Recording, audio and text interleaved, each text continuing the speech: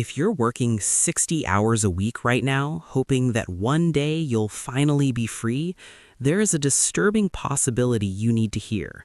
The life you're working toward might actually destroy you. Every year in North America, thousands of professionals achieve what most people never do: financial independence, early retirement, and total freedom. But within the first year of reaching it, something strange begins to happen. Rates of depression rise, anxiety increases, and in some cases, even heart-related issues appear. Not during the stress and not during the grind, but after the freedom begins. In North America, we're all chasing something that feels real but isn't. We call it the exit. The instructions are simple: work harder, earn more, invest smarter, and escape faster. But the system didn't just sell you a career. It sold you an identity. The moment you stop playing the game, that identity begins to disappear. Today, we're uncovering something rarely talked about, a hidden psychological pattern some insiders call success suicide. If you're chasing financial freedom, there's a high chance you're unknowingly building the same trap. But the real danger isn't what happens after you quit. It's something that begins before your brain even understands what's happening. To see how this works, we need to look at someone who followed the system perfectly. His name is Mark. Mark was a 48-year-old tech lead living in Vancouver. For 25 years, his life was structured by meetings, deadlines, strategy calls, and decisions. Hundreds of people relied on him. His calendar was full. His inbox never stopped, and his role gave him a clear direction. Mark believed in optimization. He optimized his health, his routines, his productivity, and most importantly, his money. Eventually, he reached the number, $5 million. That number meant one thing: freedom. On a Friday afternoon in June, Mark closed his laptop, walked out of the office, and retired. No alarms, no deadlines, and no pressure. For the first time in decades, Monday morning belonged to him.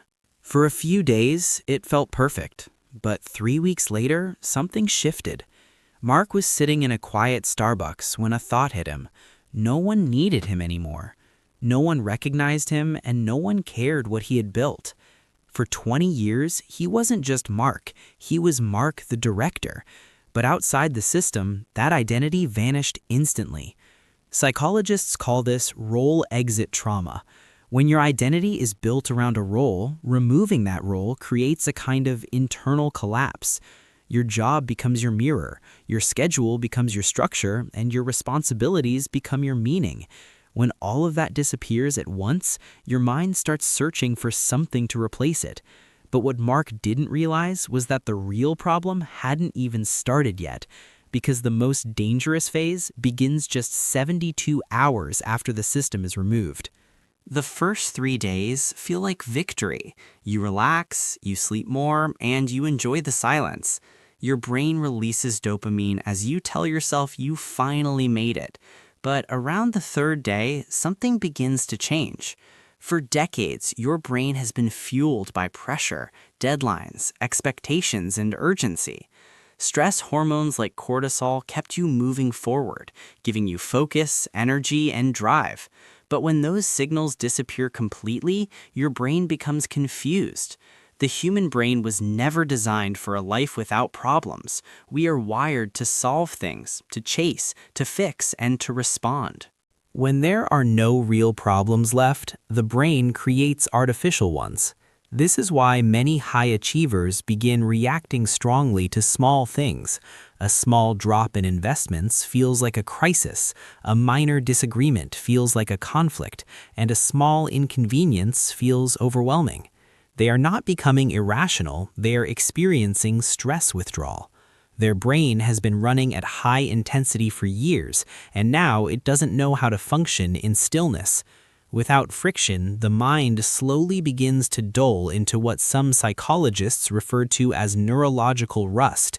But here's where things get even more interesting, because the people who understand this best are the ones who never stop working. Look at some of the wealthiest individuals in the world. Jeff Bezos, Warren Buffett, Michael Bloomberg, they have more money than they could ever spend, yet they continue to work, to build, to decide, and to stay engaged. From the outside, it looks like ambition or even greed, but there's a deeper reason. They understand that the brain needs utility. It needs to be used. Modern culture teaches us that happiness comes from escaping work, but biologically, the opposite is often true. The brain behaves more like a muscle than a battery, and muscles weaken when they are not used. Long-term studies have shown that people who remain mentally engaged tend to maintain stronger cognitive function compared to those who completely withdraw from demanding environments. In simple terms, a completely frictionless life can slowly reduce your ability to think, decide, and perform. For Mark, life had become comfortable, but that comfort came with a hidden cost. He wasn't stressed anymore, but he also wasn't growing, which leads to a critical question. If complete freedom creates emptiness, what actually creates a meaningful life after success? People who successfully transition out of high-pressure careers don't fully retire. They rebuild their life using 3 key pillars: the sword, the pen, and the shield. The first pillar is the sword.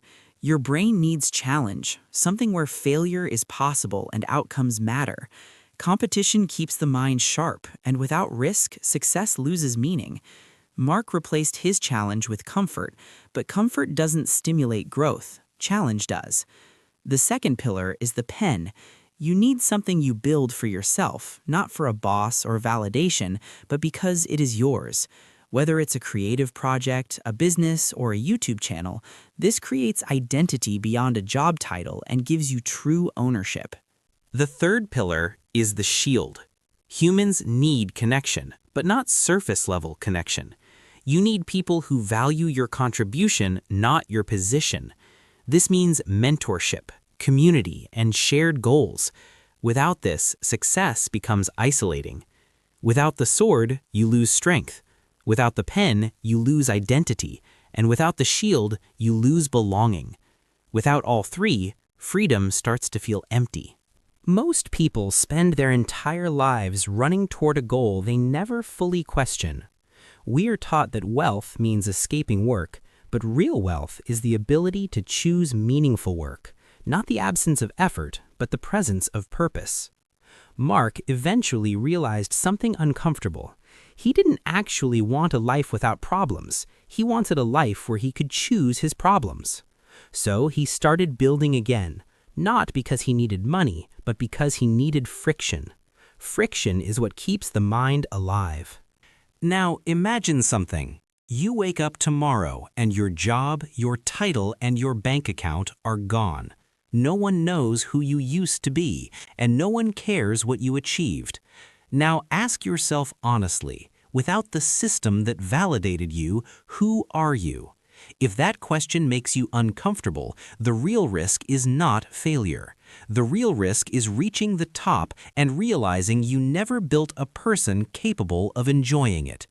The silence of retirement isn't always peace. Sometimes it's a test, and most people fail it before they even realize the game has begun.